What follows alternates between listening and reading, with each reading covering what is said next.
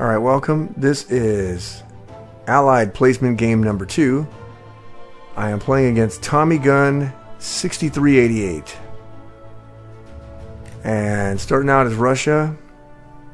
I'm going to do something a little bit unorthodox as Russia, as I like to do because I'm not very good at Russia. For our purchase, we just bought the old standard of the 5 infantry and 2 artilleries. Alright. So for our attacks, we're going to do... Let's see here. We're going to attack West Russia here with all this stuff. And then we are going to attack the Ukraine, where the only thing we're going to do differently than the standard is we're going to only attack Ukraine with 2 tanks instead of 3. So instead of the 12-9, we're going to do a 12-8. And you'll see why in a minute. This may... I don't know. It depends on how good Tommy Gun is to see if this is disastrous. But obviously the main thing is if West Russia goes well, we're going to have some options. If it doesn't go well, then we'll have to adjust to that. So that's what we're going to do for our attacks. So let's go on to those.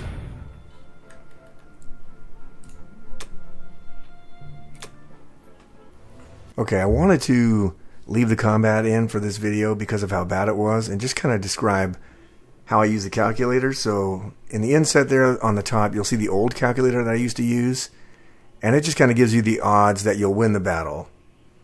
And so you can see the West Russia battle odds are 99 and 100% of winning. The calculator on the bottom gives you the breakdown of not only your chances to win, but what are the likelihood you'll have units left over and what those units will be. So in our first attack in West Russia, the bottom calculator gave us a 99% chance to win, which we already figured. But the odds of losing 7 infantries during that attack were 1.5%. So the chances that we would lose that bad were 1.5%. In the Ukraine, I did one thing differently, is I only attacked with 2 tanks instead of 3. So it was not the standard 12-9, it was a 12-8 attack. And you can see that the top calculator gave us a 75% chance or so to win the battle. The bottom calculator gives us a 75% chance to win. But the likelihood of the battle being fought and Germany only losing 1 infantry occurs 0.28% of the time. 0.28% of the time. I have never seen this before in all of my games. I have been on the receiving end of some pretty good dice. So, kind of hard for me to complain about the dice. It is part of the randomization of the game.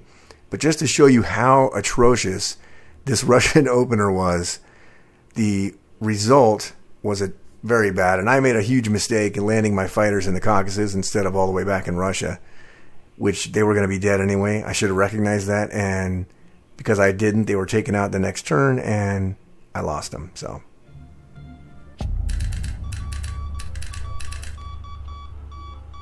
okay, well, that was the most disastrous combat I have ever had, probably in all of my games. I lost 10 infantry this turn, and really I got 1 hit in Ukraine. That is absolutely the worst I have ever seen.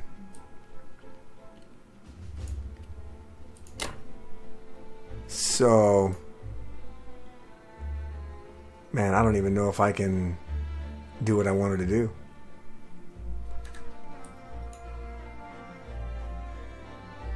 Because that's so disastrous.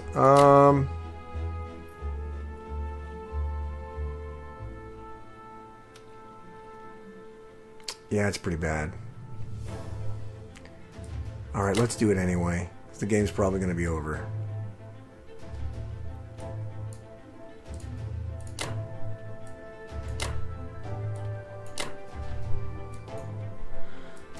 Oh, man. That is just rough. I can't do that.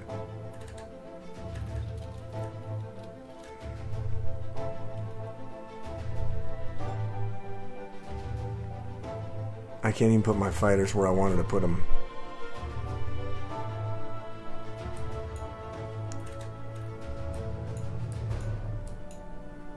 I'm not even sure this game is worth continuing, to be honest. But I'm going to try it anyway.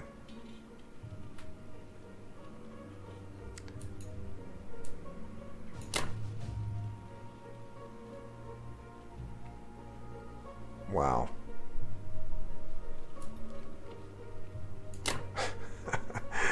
I have never seen this before. Oh, man. Alright, well, this game is over.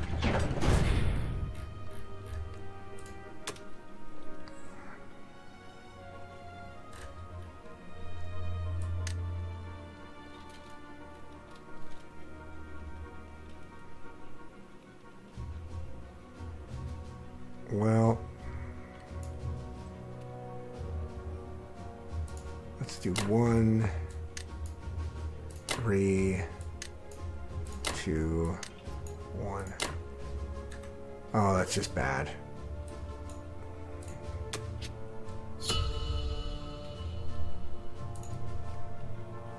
Okay, so that is the absolutely most atrocious round I've ever had with Russia.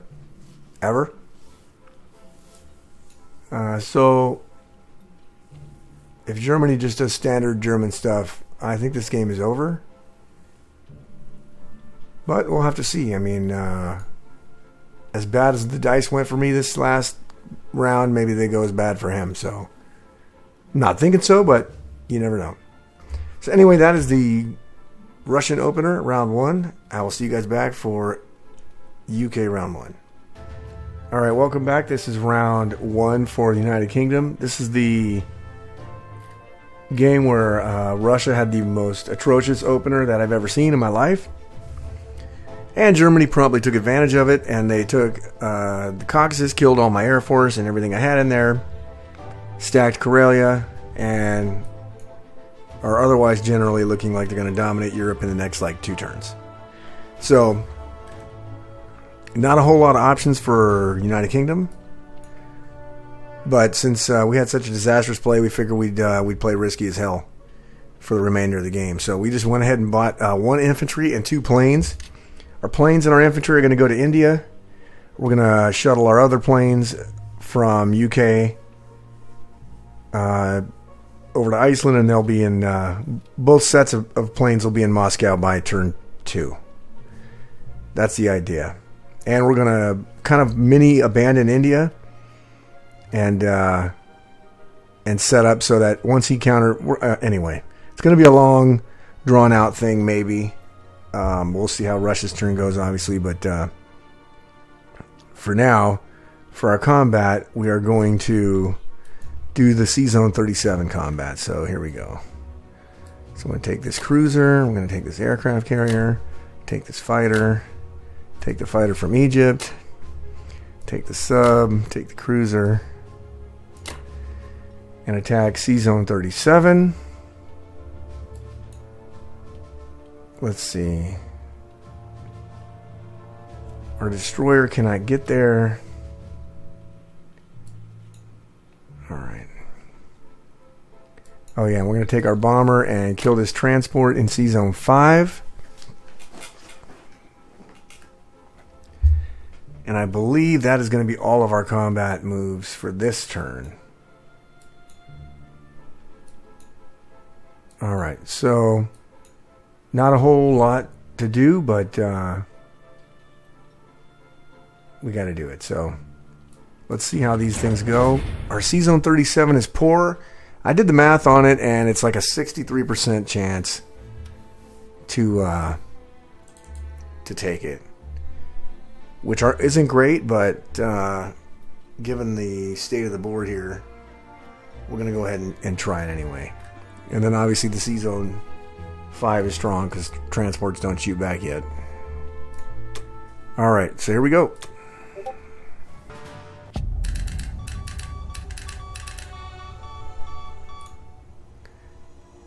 Alright, combat was what I consider to be a tremendous success, only because we totally annihilated C-Zone 37, and we still have a cruiser and a plane left, which is pretty freaking good.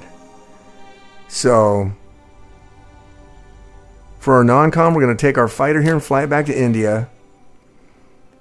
We're going to take 2 guys from Australia, put them in the transport, sail them over to C-Zone 30. They're safe from Japan, and they will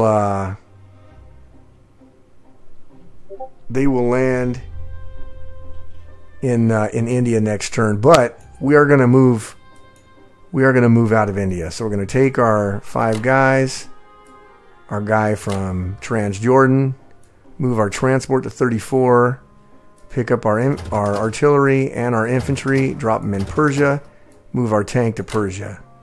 Going to send our destroyer over to C-Zone 35. We're giving up Africa right now, but given the board, we have to get as much return fire strike as we can to prevent Moscow from being completely overrun. So we'll take our bomber and we'll send our bomber to Moscow. And then we'll take our planes that are in United Kingdom, land them in Iceland. The bomber's in range of it, but if he wants to take a bomber against 2 fighters, that's fine.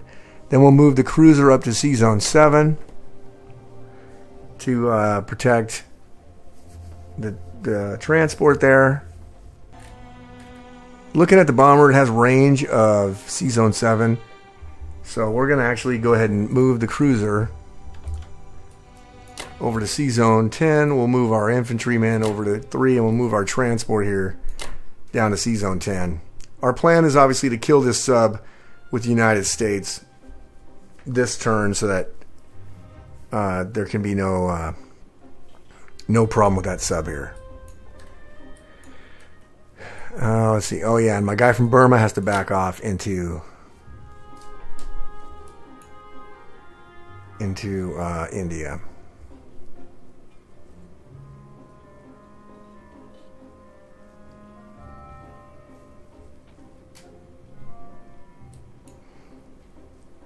All right. I think that's all of our moves that we're going to do.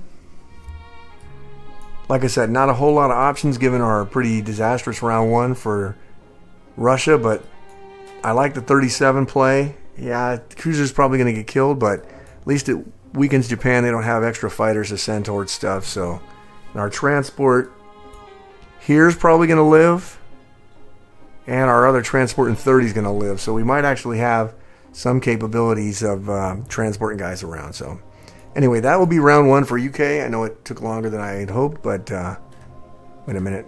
Let me mobilize.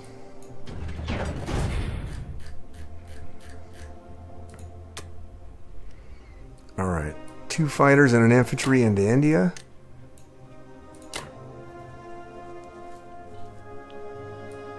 All right. That will conclude United Kingdom's turn. We'll have 39 IPCs to spend next turn, which is pretty good. So all things go well, we kill this sub. We can drop a fleet for United Kingdom next turn and start landings, because we're going to have to put as much pressure as we can on Germany if Russia's going to hope to survive. They're going to have to back out, go into full turtle shell, at least for a turn or two, until we may take the Caucasus. It depends. We may hammer the Caucasus with whatever we can get in range here, and see if we can't push Germany back a little bit. So anyway, that's for round 2. So that'll do it for UK, and I will see you guys back for USA round number 1. All right, welcome back. This is round 1 for the United States. This is the game where I'm in just I had a horrible Russia opener, and I'm in a real bad way. So we're going to play obviously a little bit fast and loose and a little bit more risky, because the game was pretty much over after Russia won. So just to go over the purchases, we are going to buy an aircraft carrier, 2 transports, and then stuff to fill it with, 2 infantries and 2 artilleries. All that stuff's going into the eastern United States. Japan did Pearl, and it was a wash. He killed everything I had, but he lost everything he had, except for his 1 fighter here. In 37, he killed my cruiser with a bomber and a destroyer, and I didn't get a return fire, which kind of sucks. He is set up here to attack India next turn. with kind of lightly, I guess. So I probably could hold it since he only has one fighter in 61 and one fighter in 52, and he's got a bomber in East Indies.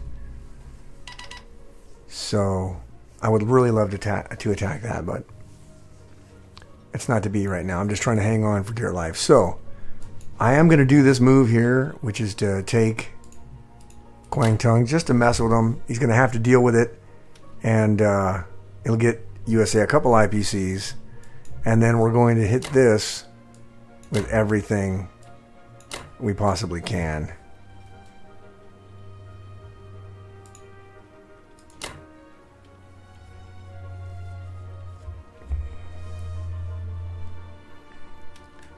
So we are going to do that for sure. And I'm pretty sure that's all we can do for...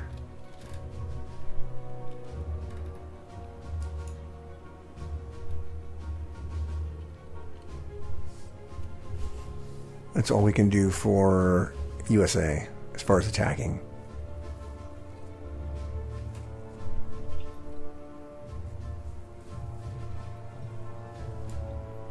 All right, so let's go ahead and do that.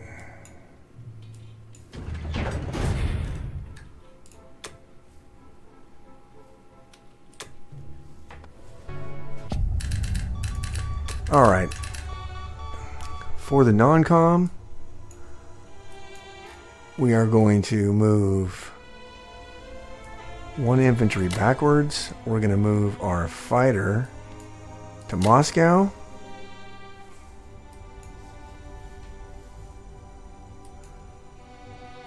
We're going to move the bomber to England, these planes to C-Zone 11. This plane is going to go to the middle United States. Transport to 19, battleship to 19, destroyer to 19, cruiser to 11. Transports up to 10. Infantry up to 10, up to Canada, and tank and artillery also up to Canada. And this guy will go up to Canada as well.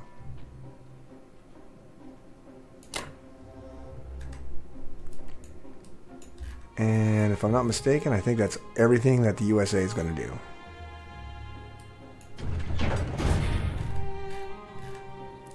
Alright, so we're going to mobilize our aircraft carrier to C-Zone 11, our transports, and our infantries and our artilleries will go also into the eastern United States.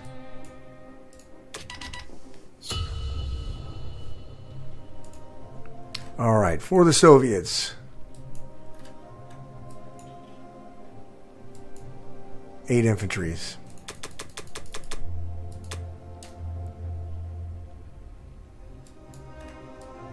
And we're going to bank the other two, or the other 3 IPCs.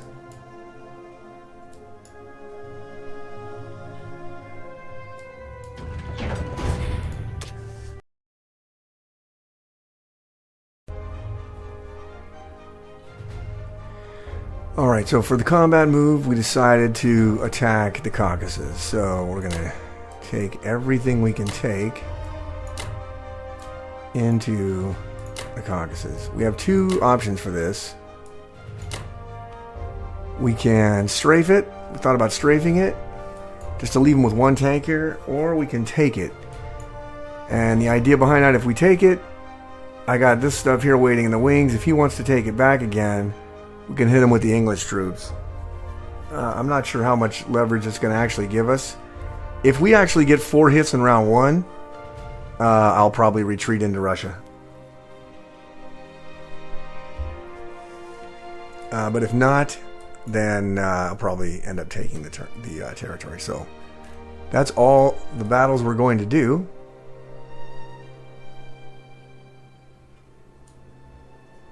Right? Yeah. It's really the only fight we can do is Russia. We could try this, but that ain't going to work. So we're not going to do that.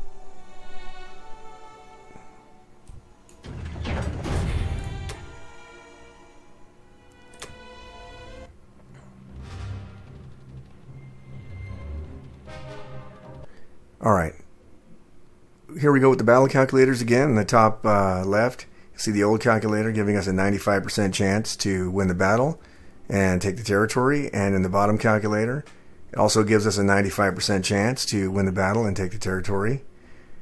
The likelihood that Germany were to have 3 tanks remaining at the end of the battle is 0.61% of the time.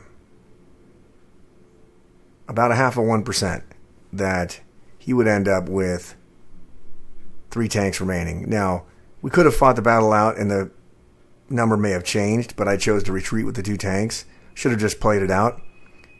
But having this battle combined with the fact that we had 2 similarly atrocious results in the first set of combat in round 1 really pretty much ended the game.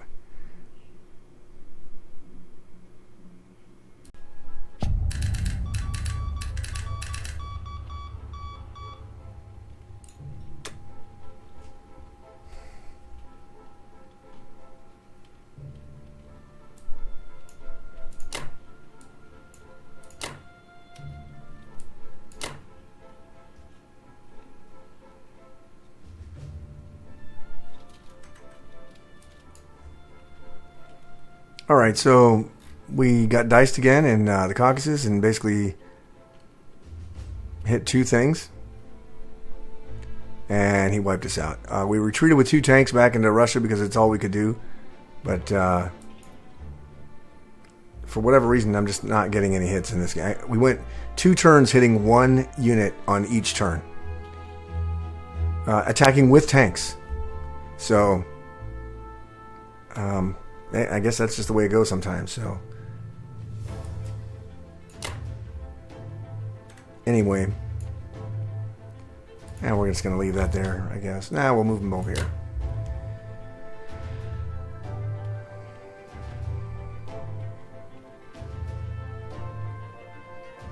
How about we won't move them over there? We'll move them right here. Alright, that'll be it for the Soviets' turn. This game is really getting down to being over. So, I don't know how much longer this game will last.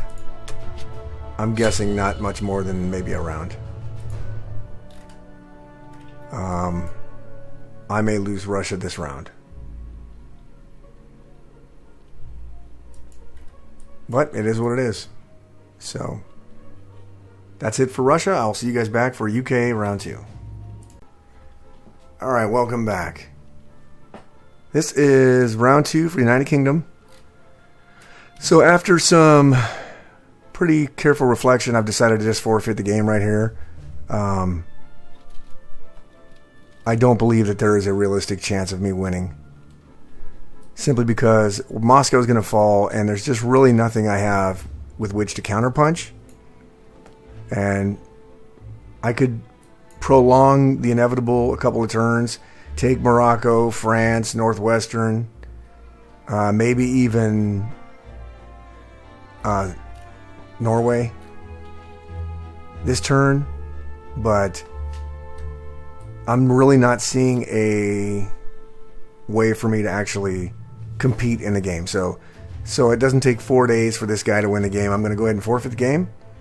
Sucks because it's a ranked game, but I'm not really sure how it's going to affect my ranking anyway. So I'm going to go ahead and forfeit the game. Congratulations to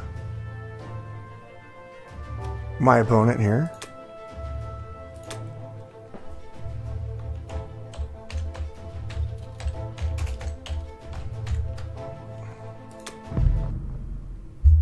Alright, so we forfeited.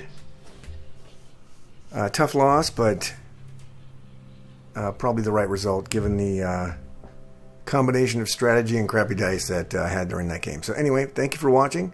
I'll see you guys back for another video.